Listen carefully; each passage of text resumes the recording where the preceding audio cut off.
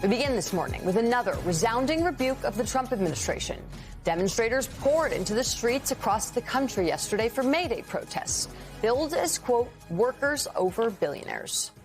Organizers say that over 3,300 events took place in American cities from coast to coast, where protesters called for peace, higher wages, and better working conditions. And they sent a strong message to the Trump administration that working Americans should be the government's focus, as Trump's war with Iran continues to cause economic pain. Meanwhile, Trump, speaking in Florida yesterday on the economy, continued to downplay concerns about the high cost of living, including rising gas prices. I thought oil would be much, much higher than it turned out to be. I mean, it's not low. It's certainly not low. It's going to come crashing down as soon as this war is over. These people tried to hold up our country for years and years, the world, by closing up the Strait of Hormuz. When all of that stuff comes out, you're going to see prices dropping on gasoline like you've never seen, and all of that, electricity, gasoline, anything having to do with energy. I mean, the Strait of Hormuz is closed now because Iran closed the Strait of Hormuz because the president of the United States launched a war against Iran, a situation and a circumstance that his military advisors told him would happen if he did this, and he ignored them. I just want to lay that out there. Time is a flat circle. Time is a flat circle, and you don't have to listen to your advisors, apparently, if you're this president. I think the thing that's so interesting, and as you were laying that out, Jackie, is this is a president who is behaving as someone who has like a 60% approval rating, right? Like that as if there's this mandate for him to kind of do whatever he wants. And the American people, they're watching thing after thing after thing happen. So much action, but what they're not seeing is action on the thing they care about. You're talking about gas prices being higher. And it'd be one thing if it was only gas prices. It'd be great for the American people if the only thing they had to deal with were higher gas prices. But groceries are high and have been high. Healthcare costs are high and have been high. Childcare is high and has been high. And so you don't have any cushion if you're your everyday American. And when you're watching the president of the United States say things like that don't make any sense, but also talking about a ballroom, you start to ask and then start to demand for them to focus on the thing that changes your lives, and they're not doing that. Right. And as the White House and the president are struggling and sort of grasping to find whatever midterm message they're going for, basically the biggest takeaway, I think, here is that we're not Joe Biden. Things are still better than they were under Joe Biden, which, one, factually is starting to become inaccurate. Right. I mean, gas prices have hit a four-time low, the last four-time high, a four-year high. Whew, Saturday morning. They have not been this high since Russia invaded Ukraine in 2022. That is a number that economists anticipate is going to continue to go up so long as the Strait is closed. And it's certainly not a winning campaign message. It's backwards looking. It's not forward looking. It's not what Republicans want him to be talking about. When you hear them talk publicly and privately about this, they do say in earnest that there are things that the president could be touting. Right. Tax cuts, lower drug prices, better border security, reduced crime. None of these things, none of this message discipline is coming from the president right now, who in the last few weeks has been fixated on his gilded ballroom and the war with Iran. A gilded ballroom that now apparently we're all paying for. But gee, who didn't see that coming? And to all of our points about the president not being focused on what people are worried about when it comes to the economy, a Reuters Ipsos poll puts it in plain black and white. Trump's handling of the economy, 27% approve, 63% disapprove. So we're not just flapping our gums here. Correct. This is what how the American people feel. And for the first time, Democrats are doing better than Republicans on this issue, which will be a central part of Democrats' campaign message in November. But let's listen to what some of the protesters had to say yesterday, which could give us a better idea of what voters are thinking ahead of the midterms. You have families that aren't able to eat, aren't able to put gas in our car to drop off our kids and pick them up from school. We have to figure out we should pay the light bill or put gas in the car. It's disheartening rather, but it's embarrassing. This day represents that day to be able to come out against an administration that doesn't value working people, that has attacked our immigrant community, that puts corporations and billionaires over working people? Right now, I think all of us are really just getting paycheck to paycheck. Like this economy has been really tough, and we're trying to fix that, trying to rebalance our scales. Sign says fund education, not war. Why are you holding this sign today? I mean, because Trump is putting us on the brink of an economic crisis when he should be investing in things that help improve our economy. Joining us now, Susan Page, Washington bureau chief at USA Today and author of The Queen and Her Presidents, The Hidden Hand That Shaped History. And David Drucker, MS Now contributor, senior writer at The Dispatch, and author of In Trump's Shadow, The Battle for 2024 and the Future of the GOP. Guys, thanks for joining us first thing this morning. It's been a week. It's been a week. It's been a week. David, I want to start with you and get your response to Trump's continued lack of economic empathy that he has exhibited, now doing so on the campaign trail. Before it was sort of from the White House in fits and bursts, but now he's someone who the White House chief of staff has said is going to be dispatched to the campaign trail weekly. We saw him at the Villages yesterday. Is this a winning campaign message? Well, we're going to find out. But look, it's never good when the president, any president, number one, isn't focused on the key issues that Americans want him to focus on. That always causes presidents problems, Democrat or Republican, and it's causing this president a problem. That's a particular problem when people are not doing well economically or they don't feel as though they're doing well economically. And one of the things we've learned about President Trump is that he's very disciplined in his undisciplined behavior. And so he is going to continue to talk about what he wants to talk about, and he is going to continue to cast the U.S. economy and the war that we're still in, so eventually gas prices will go down, except we're not in it, so Congress doesn't have to pass an authorization for use of military force, the way he wants, which is not the way right now most Americans see things. And it's really interesting because one of the things that made Donald Trump a good candidate in 2016 and 2024 is more voters than not, at least when it came to the people who showed up at the polls, thought that he was the one that was more accurately describing the state of the economy and their economy versus the opposition. But as an incumbent president, as the president, he does the exact opposite. And so here we are.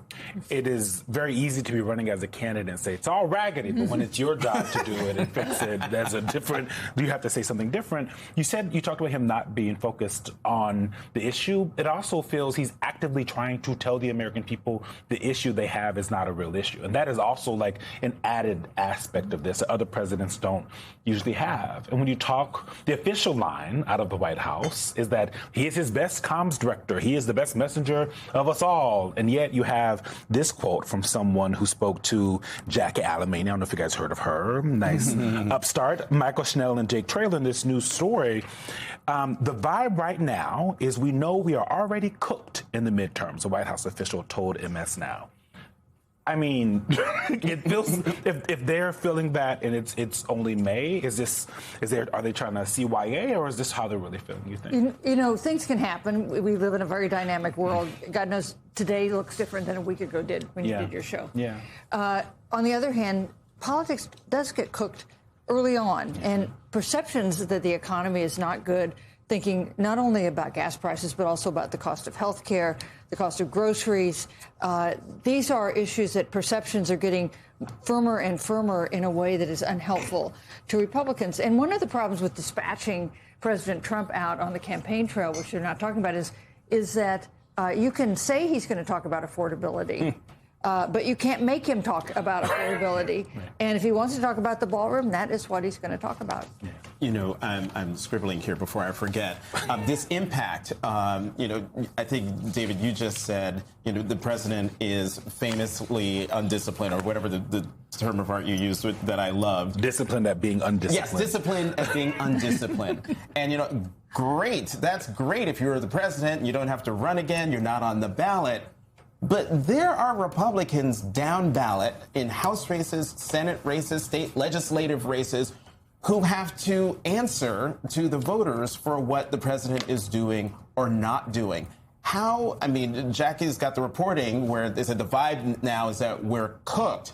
But that's from the White House's perspective. What about the congressional candidates' perspective? When are we going to see that self-preservation kick in that we always see of candidates from a party where the president is not doing so well? Yeah, really good question. I wouldn't expect it to be during the primary season, right? So we're sort of in the thick now of Republican and Democratic primary season. The president still has a really good relationship with committed Republican voters. I was in Kentucky for a few days this week reporting on a Republican primary.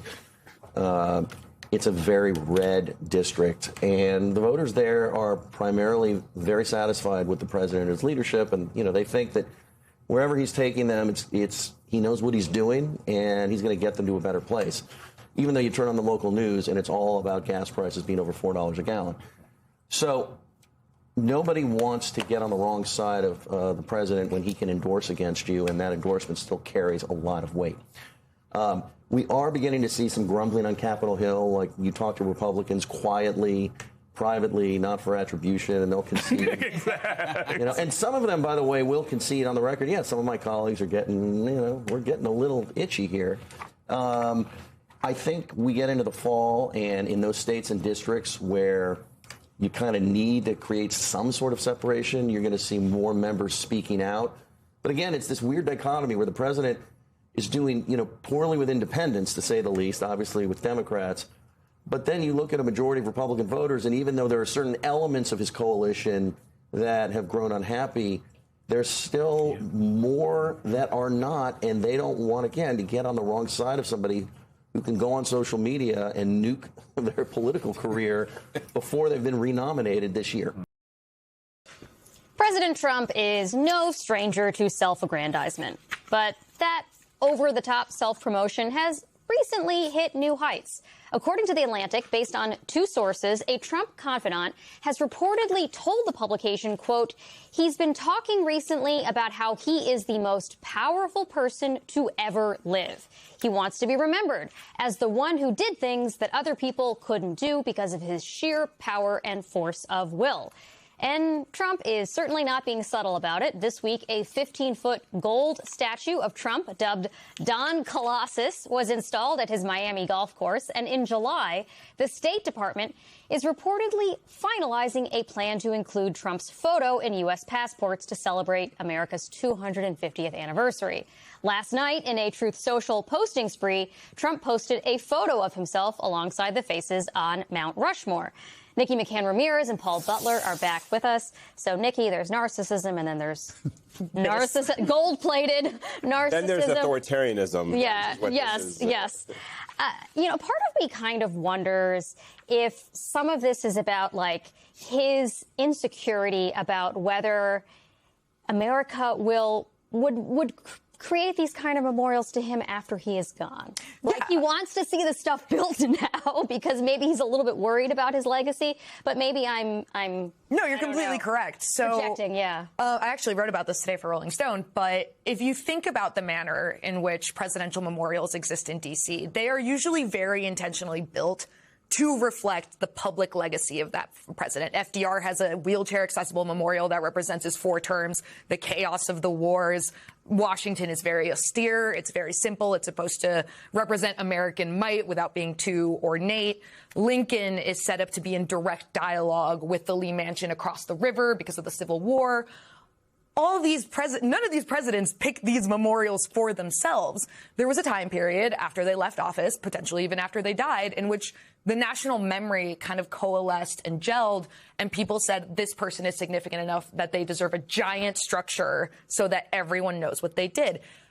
To an extent, Trump is building the perfect memorials to himself. The arch, this giant statue, the ballroom, they are soulless, empty, overly ornate constructions that represent a man who is so insecure about how he is going to be remembered that he feels he needs to physically impose himself on the landscape. A landscape that was very intentionally created by the designers of Washington to reflect democratic values.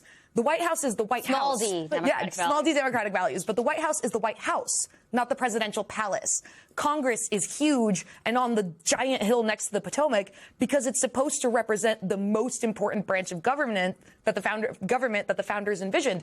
Trump doesn't get that.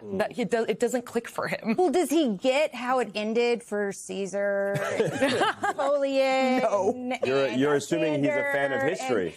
Well, that is actually why I think that for once it is the tell on Trump. Right. You know, he is this ahistorical figure who is coming in with a wrecking ball and he's destroying the post-war norms that have governed the world and have led to America's greatest prosperity. And so he is taking a wrecking ball and also having a potential military catastrophe in the form of Iran. So I don't know. I do think in some sense he is an ahistorical figure that is outside of the scope and realm of a normal president who is constrained by American rule of law.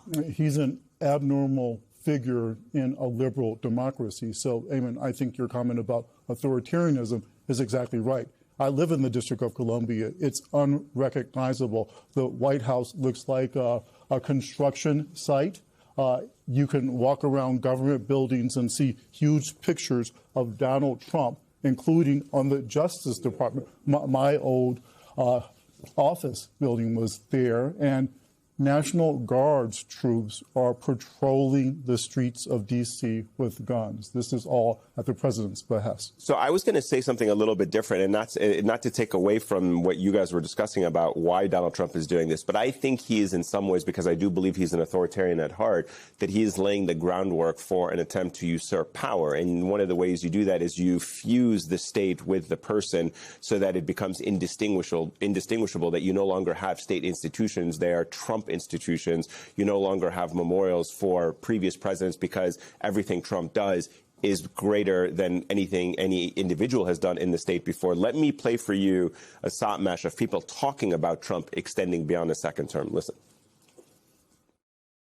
We're up and everywhere, but I'm not running, Peter, unless you say I can. He's going to get a third term. So Trump 28. Trump is going to be president 28, and people just ought to get accommodated with that. Trump 2028. I hope this never ends. So the thing is, I know people can say that they're joking about this, right? People like Lindsey Graham. But what worries me the most is this is a bit of a distraction for an attempt to try and usurp the Constitution in 2028 and try to stay on for a third term. I don't know what you're thinking. No, I don't discount that at all. I think it's a very serious threat. And what scares me is that the check I see to that threat isn't necessarily American institutions, right, places like the Supreme Court. The thing that is giving me a little reassurance right now is that he's pissed off so much of his base that initially supported him into a second term with the war in Iran, the Epstein files, the economic turmoil, that I do think that if he attempted to run a third time, you would see a faction of that original MAGA base turn against him. People like Tucker Carlson, Megyn Kelly, who still hold a lot of sway. That doesn't fully reassure me, though, because the reality is that our institutions should be strong enough that if a president said, hey, never mind the Constitution, I'm running again, everyone would rally to stop it, and that's not happening. Yeah. I mean, if they're not stopping the pictures on the building, exactly, they might not stop the Constitution. Well, but I do wonder how, I mean, I don't know if there's great polling on this, but I do wonder how his base views this effort to brand everything with his face, with his name, which they're into the merch. I get that, or they have been into the merch and the red hats and everything like that. But in light of the foreign adventurism and in light of, not delivering on all of the promises or really any of the promises that he made to the American people, I wonder if people are kind of tiring of seeing his face everywhere. Not to get into the weeds of this, but if you look at American democracy and the way the people who voted for Donald Trump are, I suspect that you will have 30%. And perhaps the truest thing Donald Trump ever said was that he could stand on Fifth Avenue, shoot somebody, and his supporters will still support him. And that has always stayed in my head as the truth about MAGA supporters, the hardcore ones. So I do think that there's probably an element of MAGA supporters who want to see Trump run for a third term, and the fracturing of the rest of the body politic is where Donald Trump thrives. And that's how he, if you remember, kind of won in the Republican primary. I think it was like 16 candidates, and he never went above like 20%, 30%. But all the others were so fractured, and they could never coalesce around one candidate, that it ultimately allowed Donald Trump to make his way through into the Republican Party, and that's where we are. And so I fear that something like that could happen again in 2028 if he does decide to run. A few people will say, no, we're against this, but you'll still have a third of the Republican Party who are like, we're with you, ride or die till the very end. So can I just say, as please, a lawyer, it's unconstitutional. I know. He could do something cutesy like say, okay, Don Jr. or J.D. Vance is going to be running, wink, wink, but I'll be president. And then the check would be the Supreme Court. And this is not a week when I'm feeling well, Jared Kushner, some people have joked that Jared Kushner is the de facto president right now. Don't put that into the universe. I know, right? Like running around as like seeing classified information, doesn't have right? $5 trillion deals. Doesn't even trust Don Jr. with the Apprentice 2 franchise. So I do think Jared Kushner might be in better footing. All right, Nikki McCain Ramirez, Paul Butler, it's great to see you. Thank you to the both of you. Breaking news, a top Iranian official today says the war with the U.S. will likely resume hours after President Trump turned down a new Iranian negotiating proposal. They want to make a deal, but I'm not satisfied with it, so we'll see what happens. Iran wants to make a deal because they have no military left, essentially, and they want to make a deal, but I'm not satisfied. So the president did not elaborate on what he saw as the proposal's shortcomings. Iran gave no details on the plan, but said it was sent to Pakistani mediators on Thursday. Of course, it comes amid a shaky 3-week ceasefire as the two countries remain locked in a standoff over the Strait of Hormuz.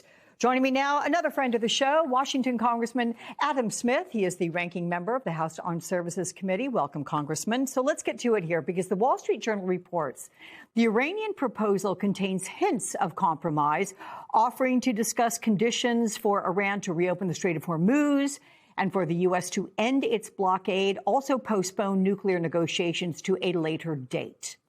What do you make of the president declining to resume peace talks? How much longer can the ceasefire hold with both sides continually testing each other's limits?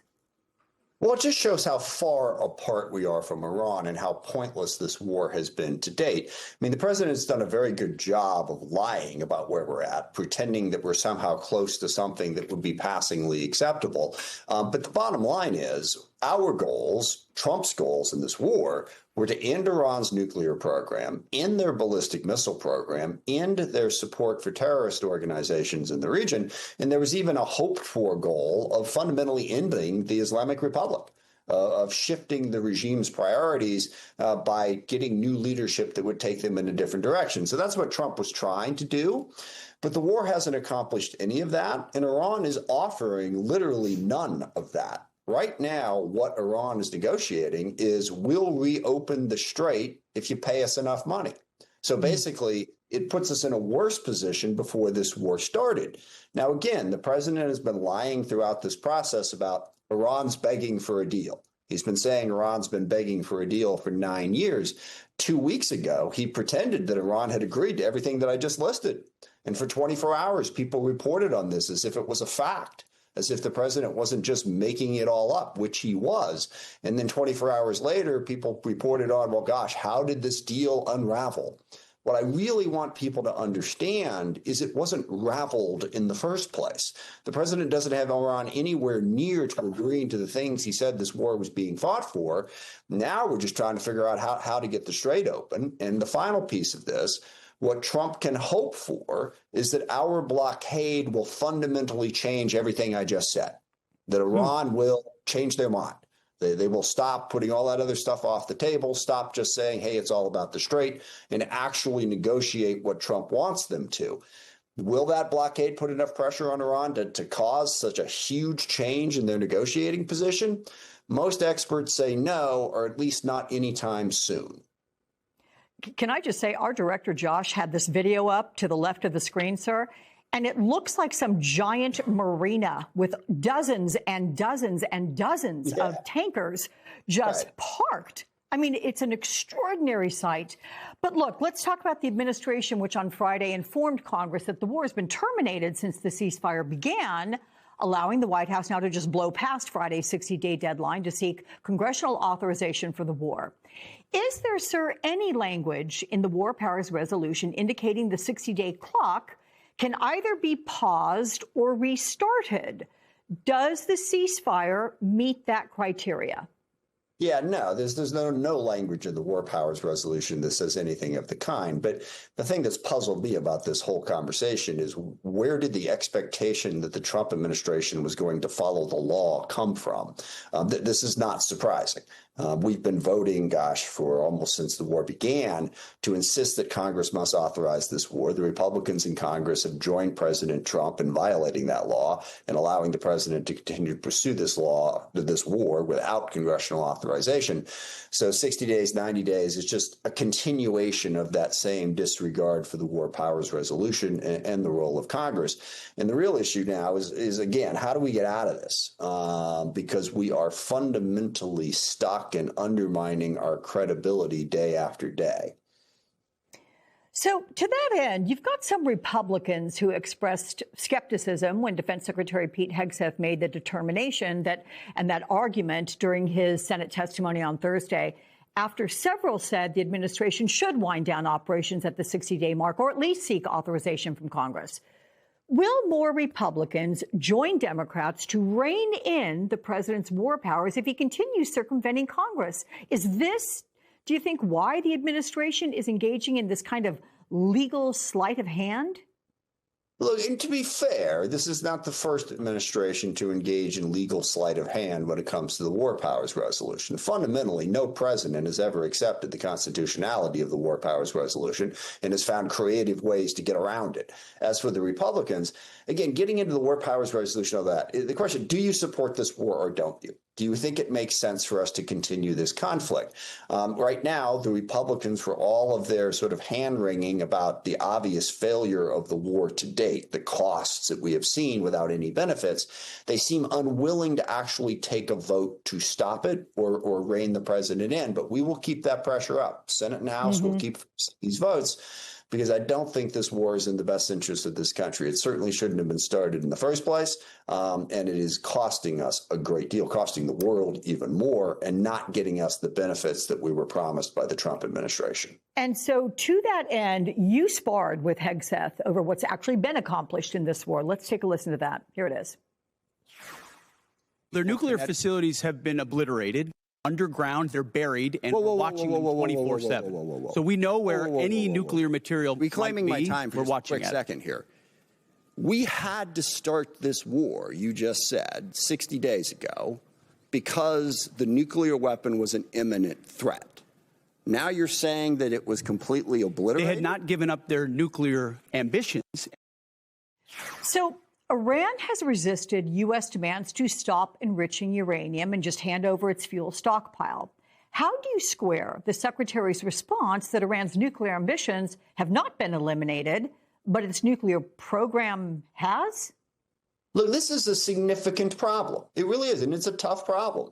We don't want Iran to have a nuclear weapon. We all agree with that. The administration sort of takes the position that as long as we say Iran with a nuclear weapon is bad, therefore everything we do is right, that we don't have to question them. But there has to be a connection between what we're doing and stopping that nuclear weapon. And look, I've said this 100 times since this war started.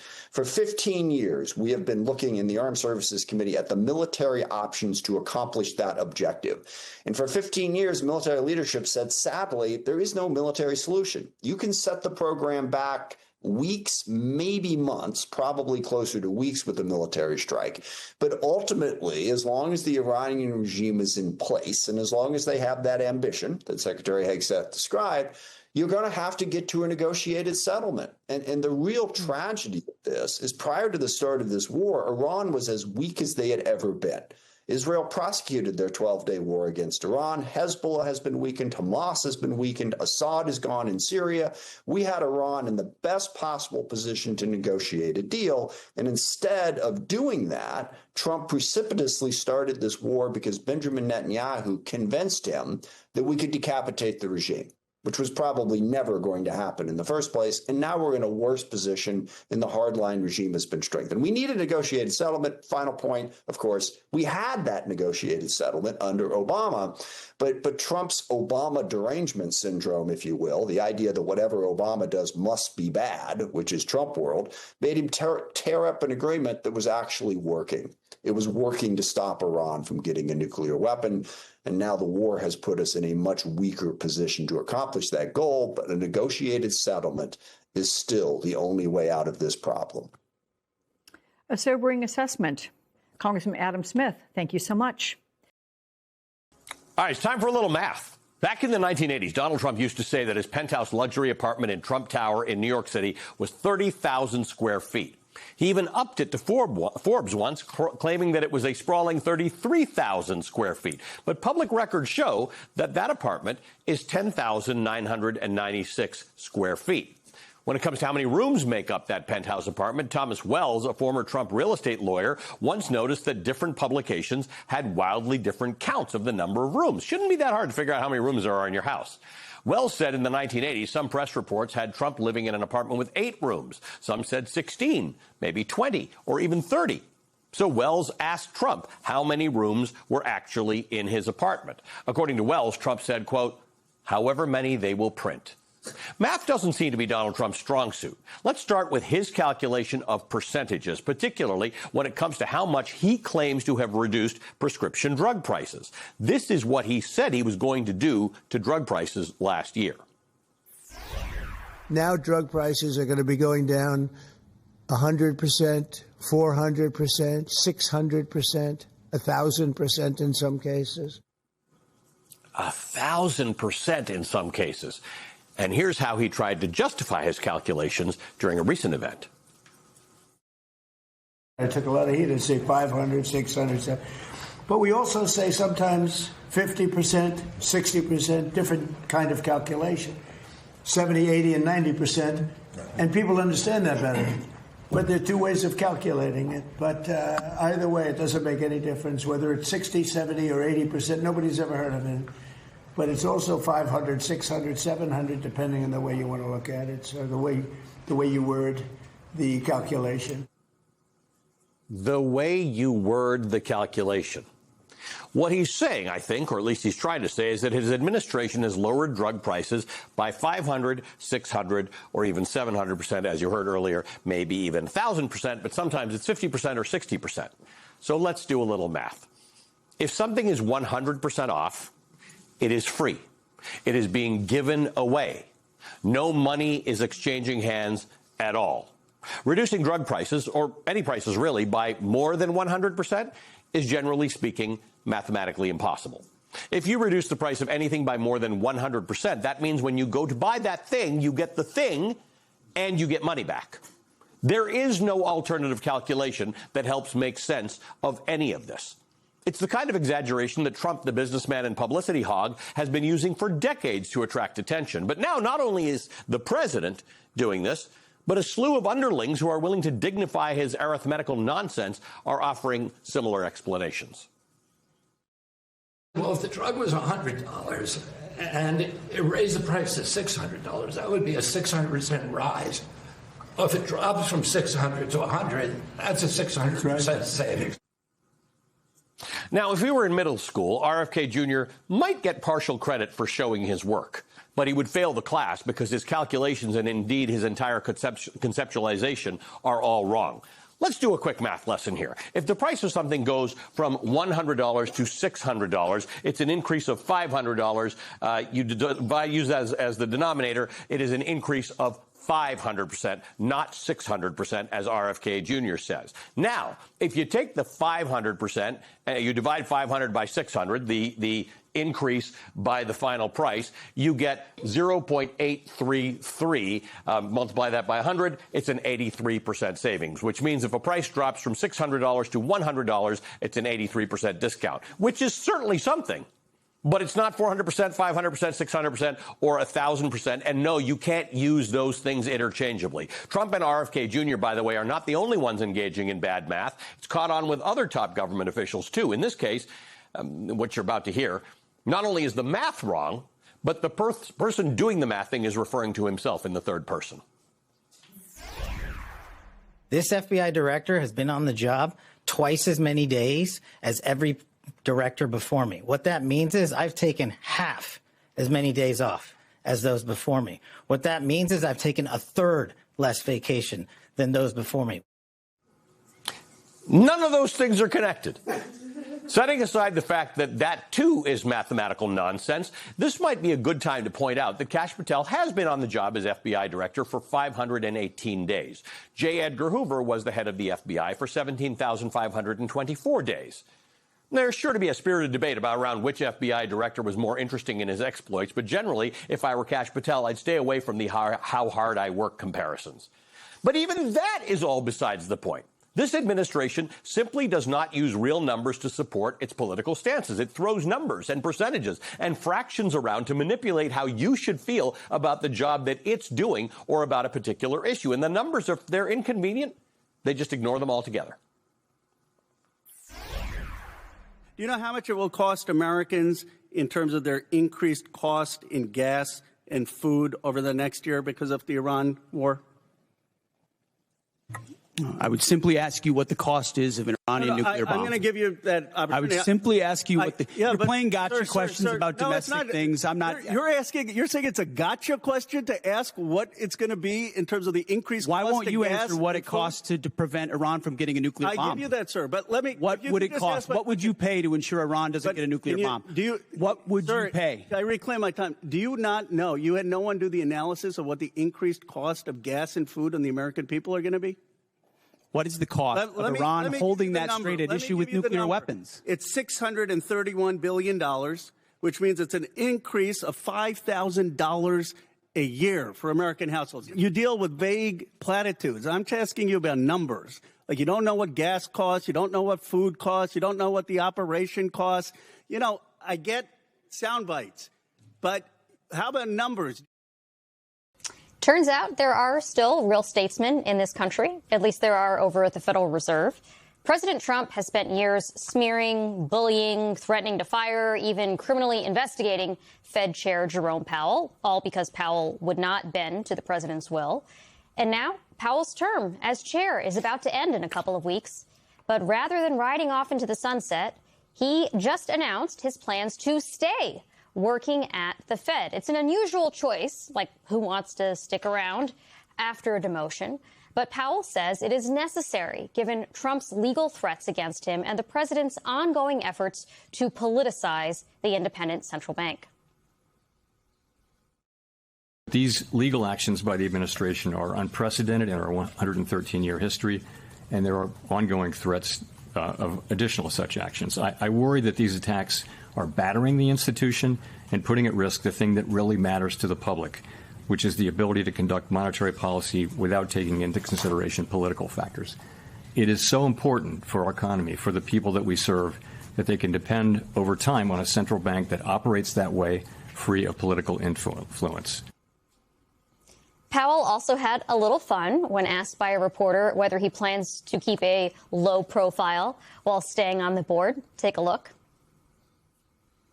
You mentioned that staying on as a governor, you intend to keep a low profile. I'm just wondering if you could give us a little more detail on what that looks like and how you can... Touché. Joining us now to discuss University of Michigan professor Justin Wolfers.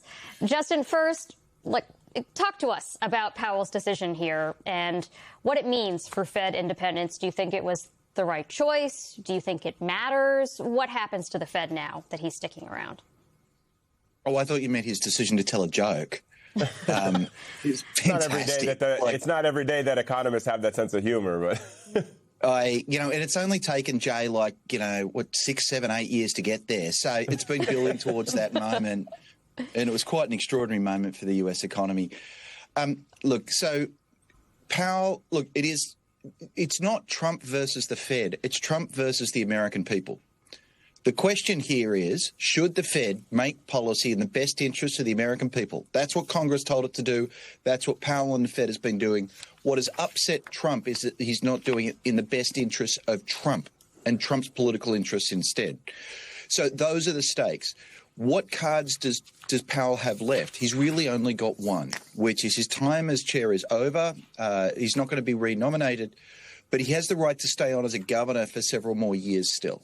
And he's not going to give up that card, that bit of leverage, in order for Trump to put in another sock puppet. And so he's going to hold on to that card, even if that just means turning up to 8 meetings.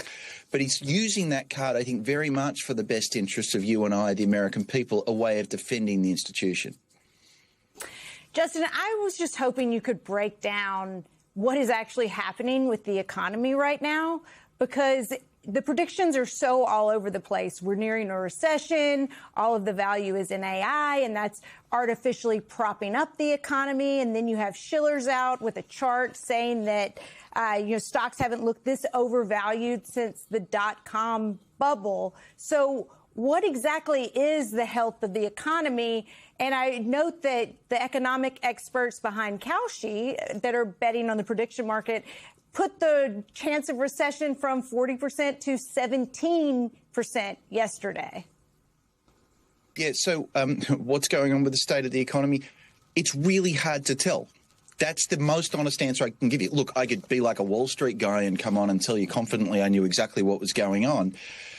That would make me look amazing, but it wouldn't serve your viewers. Look, there's a lot of things going on. The most important thing going on, the most important economic thing going on is, in fact, the war in Iran. It's not just shutting down global oil markets. It's also fundamentally changing America's fiscal position. This is already a government which has decided to spend, go into debt. And more spending on defense is literally hundreds of billions of dollars. It's a story that's not being told very widely, but I think is really quite important. In terms of the current pace of what's going on with the economy, growth in the last quarter was 2%, moderate. But remember, that comes after the end of 2025. In the end of 2025, we had a government shutdown. And so basically what that did is it moved a whole lot of economic activity from late 25 through to 26. So the latest numbers look better than reality really is. So over the last 6 months, the economy's grown at 1.25%. That's what you call disappointing. And all of that growth has come from the AI sector. So just to follow up on that, Justin, the stock market is something that Donald Trump loves to tout. He lives and dies by it. He loves to promote it as if it's the end-all, be-all of the American economy with record numbers. How do you explain what is happening with the stock market, and do you anticipate that there is going to be a sell-off or a correction when it comes to the stock market specifically? Right. So, first of all, if I knew which way the stock market was going, I wouldn't tell you. I'd just go and bet a lot of money, I'd be rich. But your question's a good one, and it depends really. Markets can embed a lot of information and can, in fact, be very, very helpful. So I'm not talking about markets because I love them or because I want rich people to get richer. It's because they tell us it's people betting on the future of the American economy. And if the question is the market doing well because of or in spite of what's going on in Iran? The answer is overwhelmingly no. Because in order to figure out, does the market like what's going on in Iran, you'd have to say, what does the market look like if we are at war versus if we're not at war? We don't know both of those things. But what we do know is every time the president becomes more belligerent, the market falls. Every time he de-escalates, the market rises. The market has a very clear judgment on war in Iran. It's very, very bad for American business. And global markets think it's even worse in other countries. The market as a whole is up. That says there are other reasons to be optimistic. A big part of that reason is AI, but it's not the whole story. So, Justin, my colleague Eamon just asked about stock markets. I also want to ask you about what's going on with bond markets, or more specifically, Kevin Warsh has basically gotten this job, or is likely to get the job, to succeed Jerome Powell as Fed chair because Donald Trump expects him to cut interest rates. If you look at where markets are, they do not expect interest rate cuts for basically the foreseeable future, at least for the next year and a half. How easy or difficult will it be for Warsh to deliver on that expected rate cut, that perhaps promised rate cut that Donald Trump is counting on him to give? Yep. So let's get the facts out there, which is before the war in Iran, markets had factored in 2 or 3 more rate cuts coming through the rest of this year. The war basically has meant the end of those. The war raised oil prices, raised inflation, made it harder for the Fed to cut rates. Markets expect nothing good to happen as a result. So markets are saying that Trump has destroyed the rate cuts that he hungered for by going to war in Iran. Now, the moral consequences of each are vastly different. I don't want to confound that. The question is, can Warsh deliver on what the president wants? Warsh is the Fed chair. Historically, Fed chairs have been very, very strong. They've usually had the majority with them. Now, chairs move towards the committee. And the thing is, it's a committee of 12. And trust is something that's earned, and respect is something that's earned, and he hasn't earned that yet. So expect that Warsh is one of 12 votes rather than the entire Federal Reserve, which means I think it's unlikely we're going to see a particularly dovish turn. Justin Wolfers, thank you so much for being with us.